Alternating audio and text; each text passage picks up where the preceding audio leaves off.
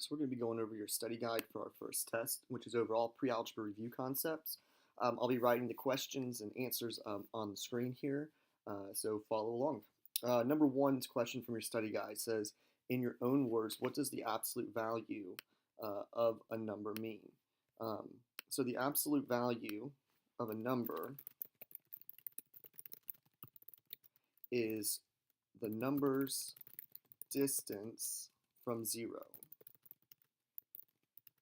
Or we can say it is how far a number is away from zero. We do not say that it's what makes everything a positive. That would be a bad definition.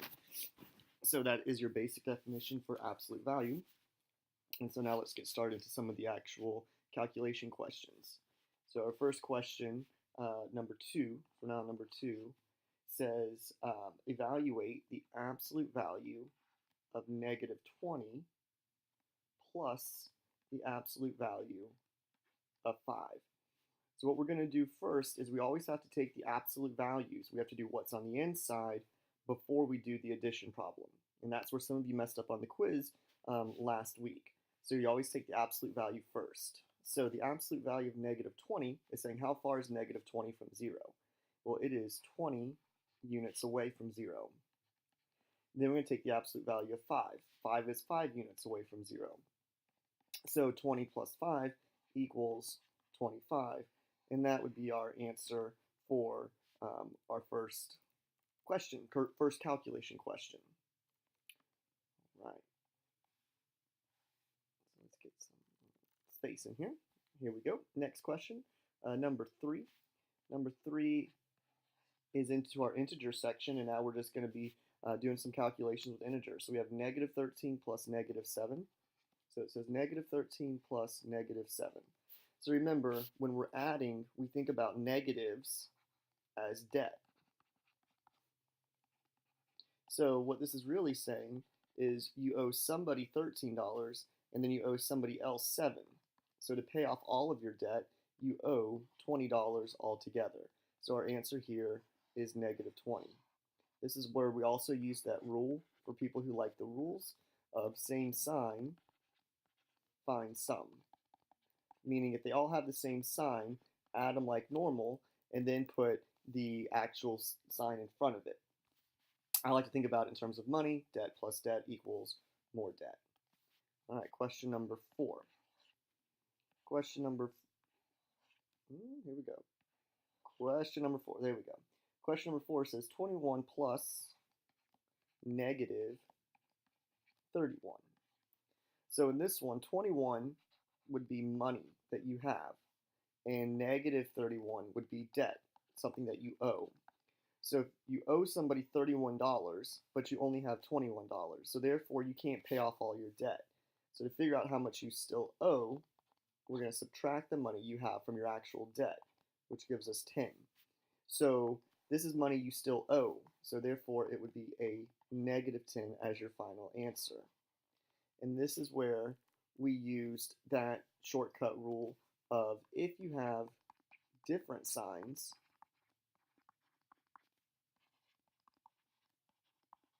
you can then find the difference. And that's what we did off to the side. And a lot of us do this in our head in class, which is perfectly fine. But that's really what's going on. We're really subtracting these two numbers. And we know it's a negative answer because we have more debt than money. So you're going to end up with negatives when you're done. Okay. Take a look at number 5. Number 5 says we have 13 minus 17. So 13 minus 17. So again, you can think about this in terms of money and debt if you'd like. You have $13 and someone's going to take away $17. Well, the problem is you don't have enough money for them to take away. So they can take away 13 of your dollars, but they wanted 17. So that means they were $4 short. So our answer would be negative 4. We're still in the hole $4. Or the rule that we use for subtraction is add the opposite.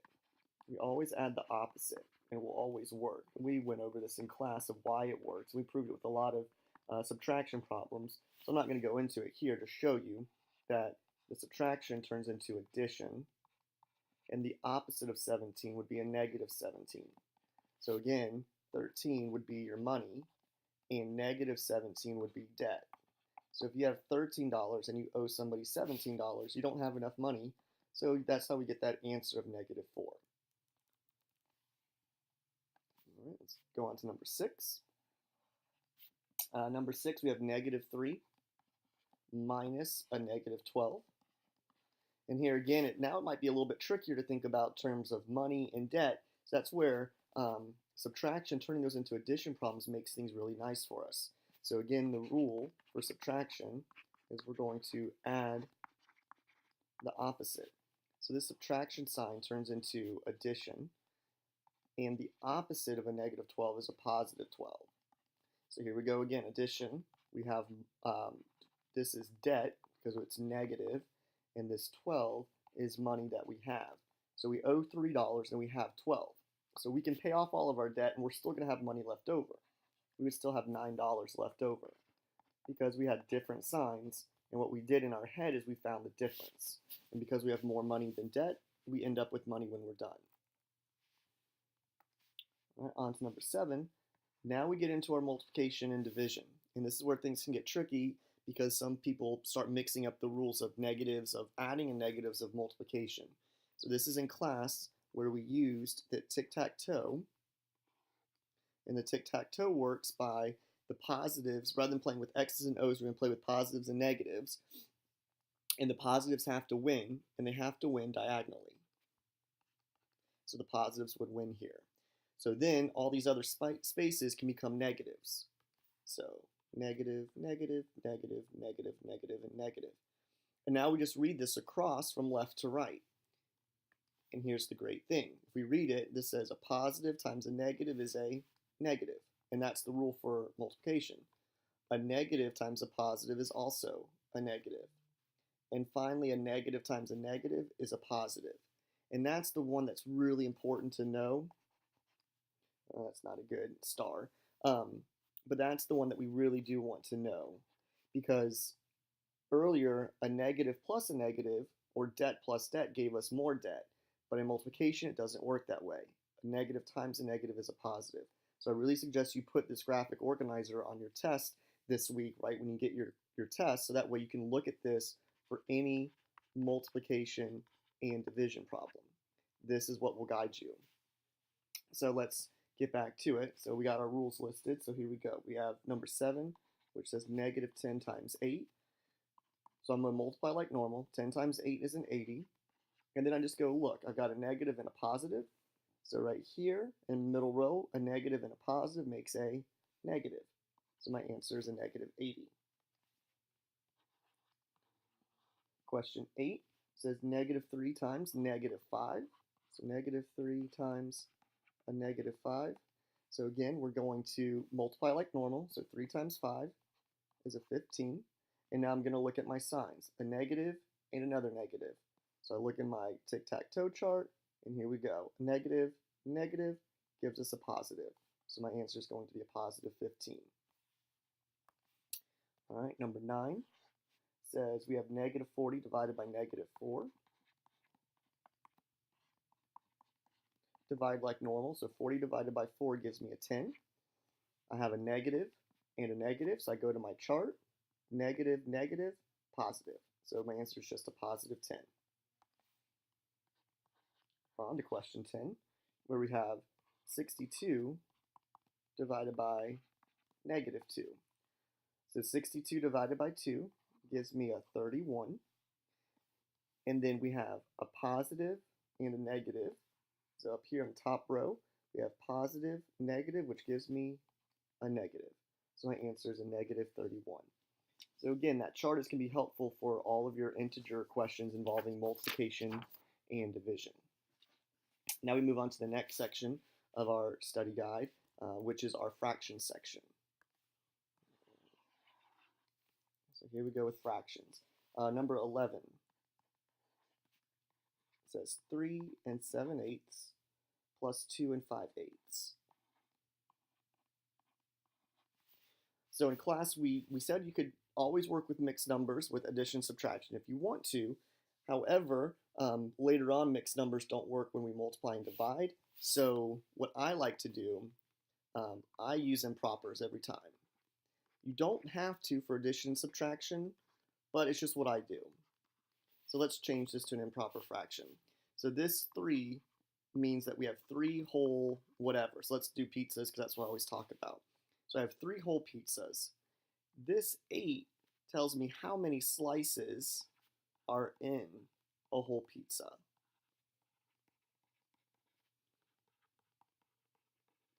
So here, every pizza is worth 8 slices. So if we have 3 pizzas and each one is worth 8 slices, that would be 24 slices for the 3 whole pizzas. But then we've got this extra up here. We've got this extra amount, these extra 7 slices as well. So we're going to add that to the 7, and that's going to give us our 31. So we have 31 slices in this first one, and it takes 8 to make a whole. So I'm going to write this as 31 over 8. Then I go to my second pizza. Not my second pizza, my second fraction, sorry. So this fraction, again, it takes 8 slices to make a whole pizza, and I have 2 whole pizzas. So those 2 whole pizzas would give me a total of 16 slices. And then again, I've got these extra 5, so I have to add them to my 16. And so I have 21 slices. So I have 21, and this denominator is still an 8 because we didn't change the way the pizza is cut or the way it looks. It still takes 8 to make a whole pizza. Now let's add our slices together. 31 plus 21 gives me 52. So 52 over 8. If you left your answer like this on the test, I would take off a point because we haven't reduced this yet. So we want to look for a number that goes into both 52 and also into 8. The first thing that may come to mind is 2 because they're both even. So let's divide both of these by 2, and that would give me a 26 over a 4. Well, this still can be reduced because this is still 2 even numbers, so 2 goes into both of these as well. So we reduce it one more time.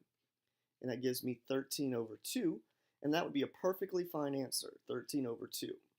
But I know a lot of you like to change them into mixed numbers, which is fine. As a mixed number, this would have been 6 and 1/2. So either answer is acceptable.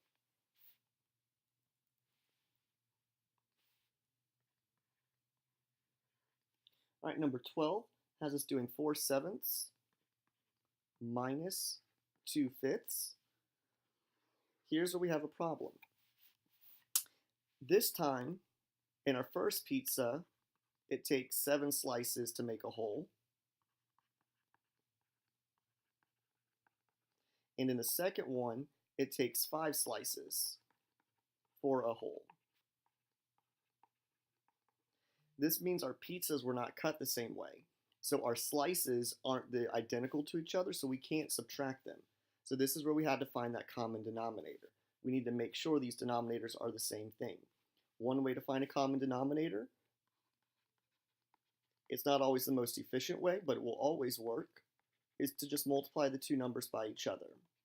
Sometimes this doesn't give you the smallest common denominator, which makes your numbers bigger to work with, but you'll still get the right answer. So on this one, if we do 7 times 5, we get 35. So that needs to be our new denominator. This is what we're going to make the pizzas look like. Each pizza is going to take 35 slices to make a whole. So let's change these. Okay, we'll do it for there. So we've got 35 now to make a whole. So in order to change this 7 into a 35, I had to multiply by 5. So therefore, this 4 also gets multiplied by 5 because this fraction has to be equivalent to the original, meaning I could reduce the new fraction to the old fraction. So if I take 4 and I also multiply that by 5, I get 20 over 35. And if I asked you to reduce this, 20 over 35 reduces back to 4/7. So we know that these fractions are equivalent to each other. Then we go and look at the second fraction. To make this 5 into a 35, I had to multiply by 7. So in order to keep things equal, I have to do the same thing to our numerator, to the 2. So the 2 gets multiplied by 7, and we now have 14. And again, if you reduce 14 over 35, it reduces to 2/5. So now we're set up to do the subtraction problem. 20 slices, take away 14, gives me 6 slices. Notice I'm not going to touch these numbers on the bottom because that's still telling us how much it takes to make a pizza. We're not changing that part. So we have 6/35 of a pizza when we're done with this subtraction problem.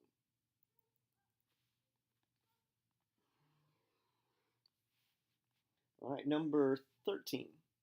13 is multiplication, which is the nicer thing to do because we don't have to worry about common denominators.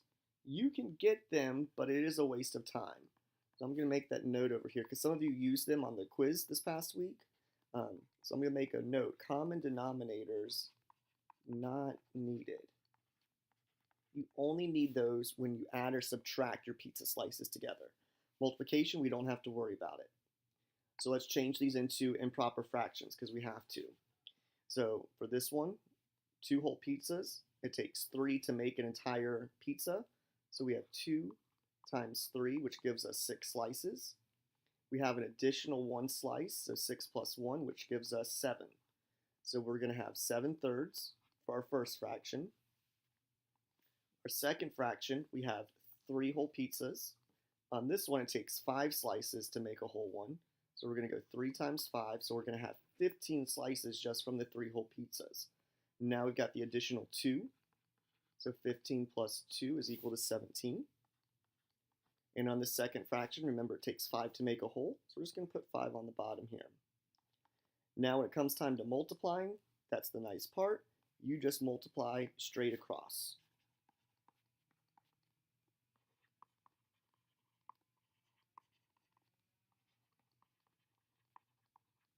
So we're going to do 7 times 17, which is going to give us 119. Let me check that just to make sure. 7 times 7 is 49. Carry that. 7 plus 4 is 11. So yes, 119. 3 times 5 is 15.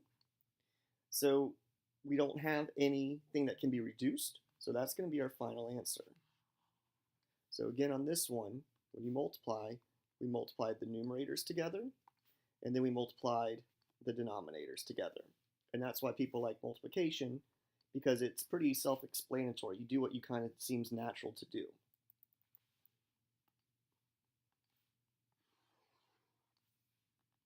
Okay, number 14. 14, we have a division problem of 13/3 divided by 7/5. And in class, we talked about why the division rule works. And the division rule is to multiply by the reciprocal.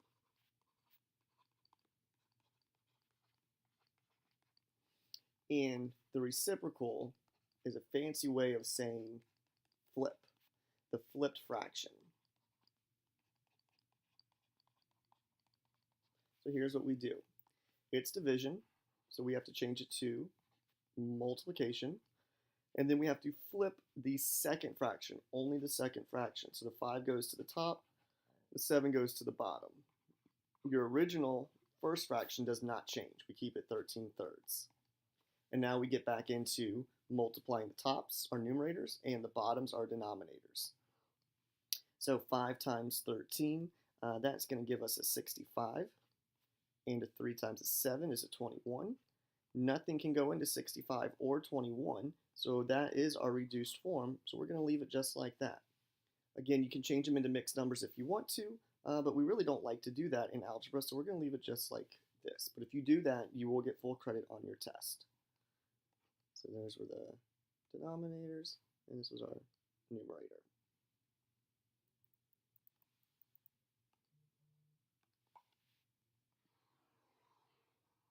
Okay, 15.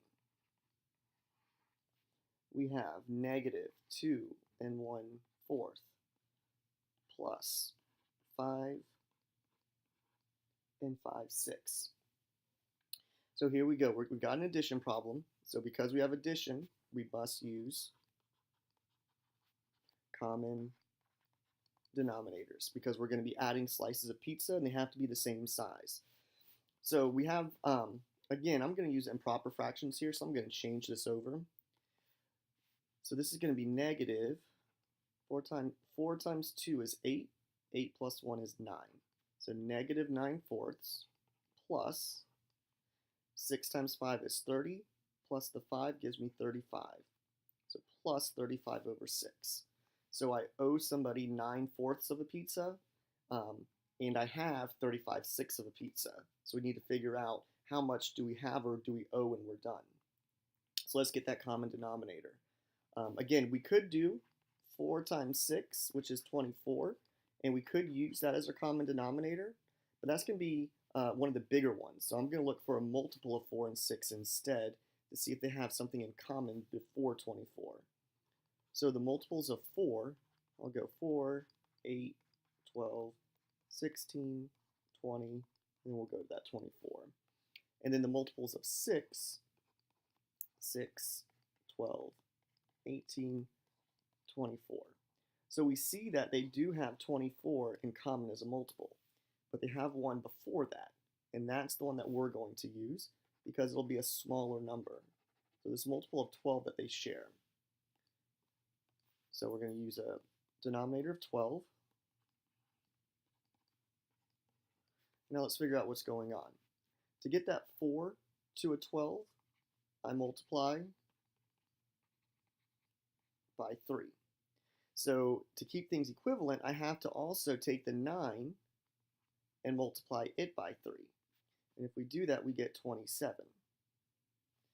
To make this 6 into a 12, we would need to multiply by 2.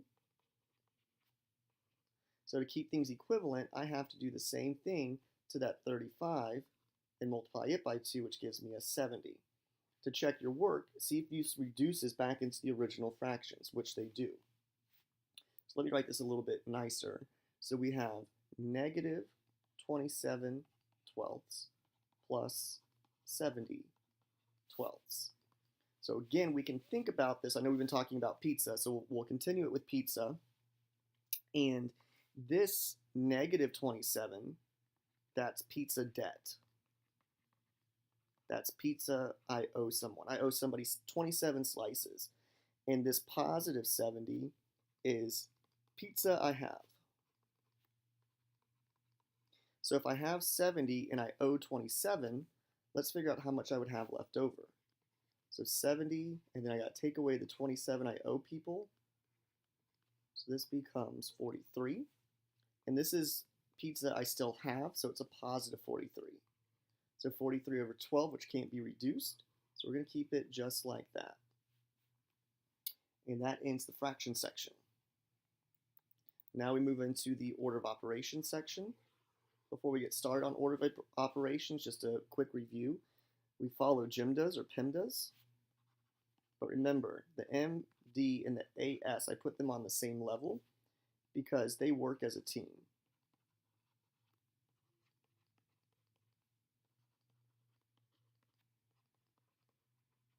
And they work as a team from left to right. That's important. So one is not more important than the other. Whether multiplication or division, they both work together and they're both equally important. So from left to right, they're going to do whatever they see first. That's a multiplication or division problem when we get to that. Same thing for addition and subtraction. Once we get to that step, they also work as a team from left to right. So let's take a look at our first problem, which is question 16. And we have 16 plus 24 divided by 2 to the third plus 3. So we're going to follow GEMDAs. So we look for a grouping symbol. We don't see a grouping symbol, so that part's done. Then we move to exponents. We walk across, and I do see exponents right here, 2 to the third power. So we're going to do the exponents. So we didn't touch the 16 or the 24 or the division sign, but we do 2 to the third. And 2 to the third, 2 to the third does not equal 6. That is bad. 2 to the third is really 2 times 2 times 2, which is 8. So we're going to put an 8 in there, not a 6. We keep looking, no more exponents, so exponent, done. Now we go to multiplication division. So we can do any multiplication or any division problem from this problem. So the first thing I see is a division problem, so that's what we're going to touch. So we didn't touch the 16. 24 divided by 8 is a 3. And then we didn't touch that plus 3 at the end. So now we keep looking, multiplication division, there is no more, so we are done with that step. So now we go to the addition subtraction step. So addition subtraction, we go from left to right. So 16 plus 3, that gives me a 19. We have that additional plus 3, which gives us our final answer of 22. All right, moving on to 17, which is a little bit longer, more steps involved. Doesn't mean it's harder, just got to be careful with the extra steps. So we have 20 divided by 5 times 2 minus 3 plus 8 times 5. And again, we're going to follow Jim does. So we look for a grouping symbol, don't see any, so we get rid of that step. Exponents, don't see any exponents either.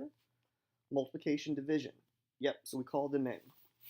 And the way I used to explain this to my Math 2 students is it's like a worker group coming in, and they're just going to walk across the equation, and they're going to do anything that they have the tools to do. So we've got the multiplication division people coming in. So they start walking, they see division, they can do it, so they do it, because they've got the division tools with them. So 20 divided by 5 gives me a 4. So now we have 4 times 2 minus 3 plus 8 times 5. Then they keep walking, they start over. 4 times 2, that's the multiplication, which we have the multiplication tool with us, so we do it. 4 times 2 is 8, so we have 8 minus 3 plus 8 times 5. So they keep walking. Subtraction, they don't have the tool for that, because they only have multiplication and division tools. So they keep walking, can't touch addition, but they can do this multiplication at the end. So they're going to do that. So we have 8 minus 3 plus 8 times 5, which is 40. Look again, no multiplication, no division left, so we are done with that step. And now we move to the addition subtraction step. So the addition subtraction team comes in, they look at the problem. The first thing they see is subtraction. They have the tool for subtraction, so they do it. 8 minus 3 gives me 5. Now we're at 5 plus 40. That's the last step, which gives us 45. So again, we went and followed all the rules here and the steps, and we went in that exact order. To our next problem, which is question 18, we have 3 parentheses 4 plus 2 to the third plus 8 parentheses 3 minus 1. So there's a few tricky parts to this question. So let's write our gem does down again. So gem does. So we go to G for grouping symbol. And here's where some people get confused. They think that these parentheses are a grouping symbol. They are not a grouping symbol. Because to be a grouping symbol, you have to have stuff to group together. This is just a standalone 4. So this is really a glorified multiplication sign. That is what the parentheses is in this one. Because there's just a number. It is just a multiplication sign. This, however, is a grouping symbol because it has things grouped together. It's not just one number, it's 2 separate numbers. So that's where we're going to start. So we're going to go in the grouping symbol and do our work. There's only one thing to do, which is subtract. So we now have 3 parentheses 4 plus 2 times 2 to the third plus 8 times 2. Grouping symbol is done. There's no more grouping symbols. Because remember, these are now just multiplication signs. So now we move to exponents. Exponents here, we have some. We've got 2 to the third. So again, 2 to the third is really the multiplication problem, 2 times 2 times 2. So that gives us 8. No more exponents, so now we can move to the next step, which is the multiplication division step. Let's see if we have any. We do. We have a multiplication problem right here, so we do it. So we have now 12 plus 8 plus 8 times 2. I can't do this addition yet because I'm not on that step. Can't do this addition, not on that step, but this is still multiplication, 8 times 2, so we're going to do that now. So 12 plus 8 plus 16. Now the multiplication, there is no more left. There's no more division either. There wasn't any to begin with, so that step is checked off.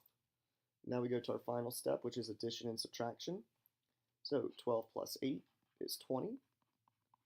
Then that plus 16, which gives us 36. So 36 is our final answer for this one. On to number 19. We have 2 bracket 3 plus 4 parentheses 3 squared minus 3. Again, we're going to start with Jim does. Here we do have some grouping symbols. We got 2 sets. We've got this outside set of brackets, and we've got an inside set of parentheses. So when you have 2 or more grouping symbols, you always work inside out.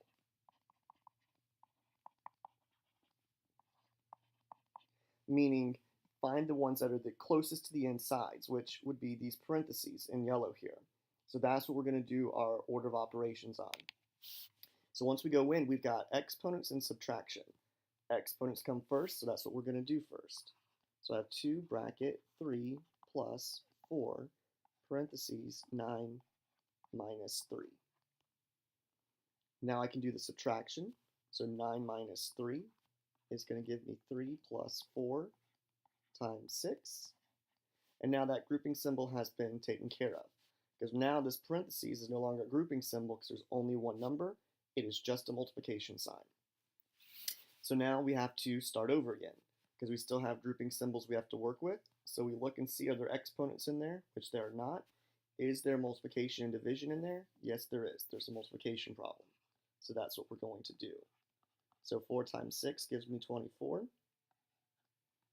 Now we can move to the addition step because that's all that's left. So that's 3 plus 24, which is 27. And then we just finish it up with 2 times 27, which is 54. So 54 is our final answer. Okay, our next question, which is 20. We have a what I call a split level problem. So let's see what the top looks like. So it's 3 plus 2 to the 4th minus 4 over 2 times 8 minus 1. This is just one gigantic fraction that we haven't figured out what the top number is, our numerator, or what the final denominator is. So that's what we're going to do. We're going to split it up into 2 parts. We're going to do the top first, which is our numerator. And we're going to follow the order of operations. So as I'm looking at the top, I have exponents. So I'm going to do exponents first. So this is going to be 3 plus 2 to the 4th, which gives me 16 minus 4. Now we can move to the addition subtraction step because there's no multiplication or division. So 3 plus 16 is 19. 19 minus 4 is 15. So that is going to be our numerator. Now we're going to go and do the bottom, which is our denominator. So on the bottom denominator, we've got 2 times 8 minus 1. So we do multiplication before we can touch subtraction. So 2 times 8 is 16. 16 minus 1 is 15. So we now have our denominator. So now let's rewrite the problem. The top, or our numerator, is 15. The bottom, or our denominator, is 15. And so this is just a fraction. We reduce it if possible, which we can. 15 over 15 is really the number 1.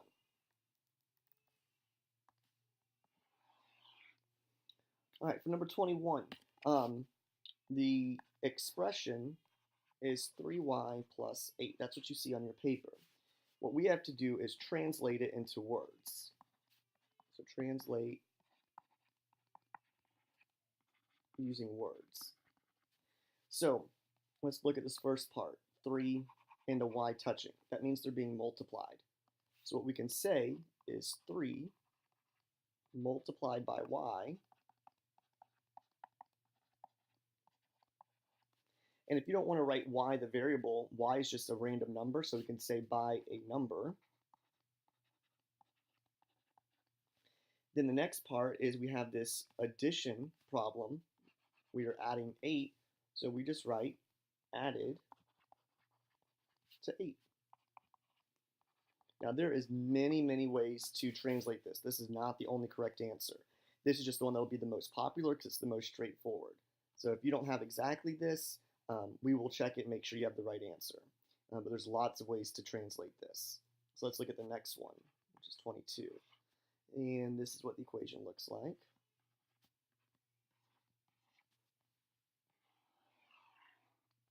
So the first thing, we have this number being raised to the third power. So what we can say is a number,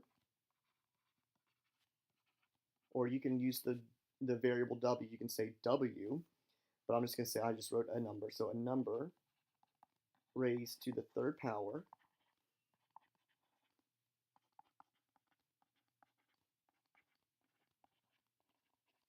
and then the next thing I see is this minus 20. So we could write minus 20, but I'm going to use a different word. I'm going to say subtracted by 20.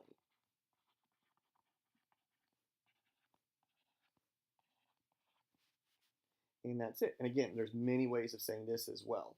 So we can go over this in class if you're not sure if your answer is good enough. And our last one, we've got 2 parentheses x plus 3. Put a star next. This is the one that's a little bit tricky. You have to be very careful in how you word this. You have to word it using the order of operations. So in the order of operations, the first thing we would do is what is in the parentheses. So in the parentheses, this is a number being added to 3. So I'm going to write a number added to 3.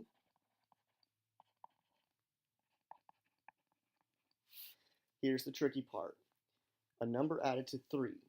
What some students will write is they'll say, oh, that 2 is a multiplier. So they'll say a number added to 3 multiplied by 2. Well, if you say that, the person reading this only thinks the 3 is multiplied by 2. But in reality, the whole thing has to be multiplied by 2. So there's a key word we have to put in here to let the person know that it's not just the 3, but it's the whole thing. So the word we're going to use to make this super easy is the word then. So you do a number added to 3, then you stop and multiply that answer by 2. So whenever you see parentheses, use the word then to separate the parentheses from the rest of the problem. So then really means parentheses in a translation problem. Okay, now we're going to see translation of words into an expression. So if you'll just look on your study guide for 24, it says 7 times a number. So the way I would write that is 7 times a number. That's all you got to do. You can pick any variable here you want to. You could do 7.y as well, but there's lots of ways to write multiplication, but that's the most basic. All right, 25 it says 5 more than double a number. So 5 more, so 5 more means adding 5. So we're going to add 5, and it says double a number. Double means multiply by 2. Just like if you were going to double your money, that means your money gets multiplied by 2. So double a number would be 2. Let's use w this time. So 5 plus 2w. Double is not squared. Okay? Some people think that double means an exponent of 2. It does not. Double means that you're multiplying by 2. So that's why I wanted to put that little thing in there for you. Switch up the color. So let's see. The last one of our translations, it says 19 less than a number squared. So it says 19 less than. Well, that means you're subtracting 19 from something. Just like if you have 19 less dollars than somebody, you would take their money and subtract 19 from it. So it says a number squared, so I'm going to do x squared, and now it says 19 less than that. So I have to subtract 19 from that number. The common mistake that people will make on the test this week when they see a question like this is they'll write 19 minus x squared, and that is not the same thing. That's us taking away x squared, not taking away a 19. So this is not the right answer. We want to go with this one. And finally, on to our last 4 problems, which involve our distributive property and combining like terms. So our first one, we have 22w plus 8 minus 4w plus 3y. So we talked about in class last week about how variables are kind of like, we could consider them like fruits or food at the grocery store. And this is a shopping list that Mom gave us. So she wanted 22w, so let's call that watermelons. But then later on she said, actually take away 4 of those watermelons from my list. So what we have here is a 22w, take away a 4w. So that will leave you with 18w. Then you have this 8 and this 3y. Well, they're not the same. They're different from each other, so we can't combine them. So we just write plus 8 and plus 3y. And we have combined like terms for that one. So we start off with a very simple problem to begin with. And each one gets a little bit harder as we go through. We only have 3 more left. So let's take a look at 28, which is a longer one. So here we go. So 5x squared plus 3x minus 2xy plus 12x minus 2x squared plus 4x minus 7xy. So here we go. Key things to remember here. Just like at the store, a red apple is not the same as a green apple. They're both apples, but they are very different. So we would not put those in the same category or in the same list together. 2 red apples plus 3 green apples, it stays 2 red apples and 3 green apples. We can't smush them together and make 5 red-green apples. So with that being said, mathematically, x squared is not the same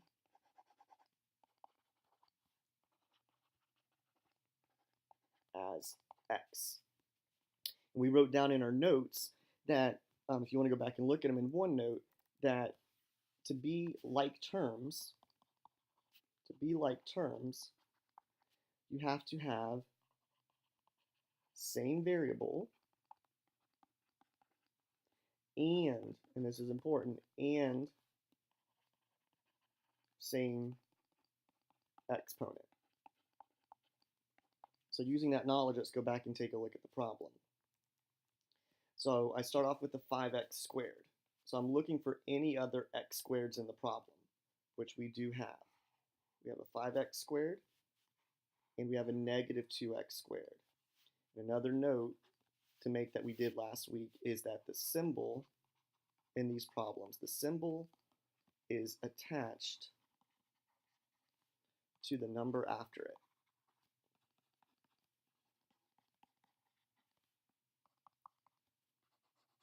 And we are always adding.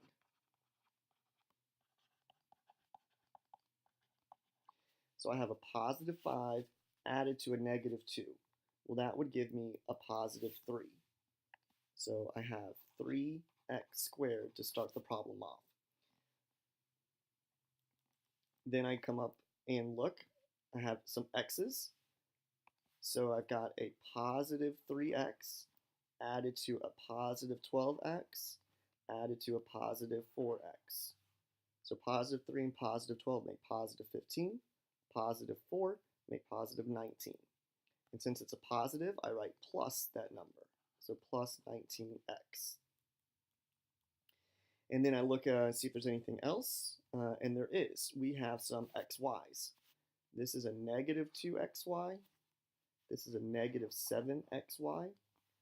So $2 of debt and $7 of debt make a total of $9 of debt. And because it's money we owe, or xy's that we owe, we write it as minus 9xy. And if you got this answer but in a different order, that is okay. For right now, order does not matter. You just need to have the right number, variable, and symbol.